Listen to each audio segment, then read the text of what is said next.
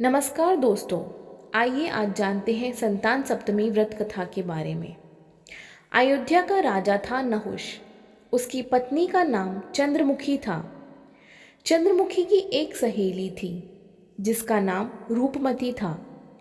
वो नगर के ब्राह्मण की पत्नी थी। दोनों ही सखियों में बहुत प्रेम था। एक बार वे दोनों सरयू नदी के तट पर स्नान करने गईं। वहाँ बहुत सी स्त्रियां संतान सप्तमी का व्रत कर रही थीं। उसकी कथा सुनकर इन दोनों सखियों ने भी पुत्र प्राप्ति के लिए इस व्रत को करने का निश्चय किया। लेकिन घर आकर वे दोनों इस बात को भूल गईं।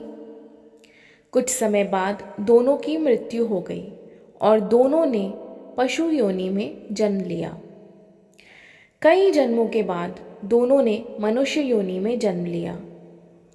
इस जन्म में चंद्रवती का नाम ईश्वरी एवं रूपमती का नाम भूषणा था।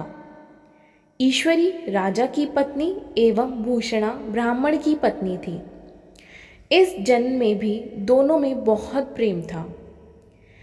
इस जन्म में भूषणा को पूर्व जन्म की कथा याद थी, इसलिए उसने संतान सप्तमी का व्रत किया, जिसके प्रताप से उसे 8 पुत्र प्राप्त हुए। लेकिन ईश्वरी ने इस व्रत का पालन नहीं किया, इसलिए उसकी कोई संतान नहीं थी।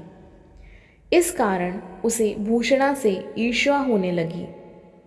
उसने कई प्रकार से भूषणा के पुत्रों को मारने की कोशिश की, लेकिन उसके भूषणा के व्रत के प्रभाव से उसके पुत्रों को कोई क्षति नहीं पहुंची। थक हार कर ईश्वरी ने अपनी ईर्ष्या एवं अपने कृत्य के बारे में भूषणा से कहा और क्षमा भी मांगी। तब भूषणा ने उसे पूर्व जन्म की बात याद दिलाई और संतान सप्तमी के व्रत को करने की सलाह दी। ईश्वरी ने पूरे विधि विधान के साथ व्रत किया और उसे एक सुंदर पुत्र की प्राप्ति हुई। इस प्रकार संतान सप्तमी के व्रत का महत्व जानकर सभी मनुष्य पुत्र प्राप्ति एवं उनकी सुरक्षा के उद्देश्य से इस व्रत का पालन करते हैं।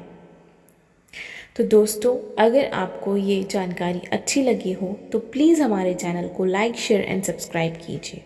Thank you.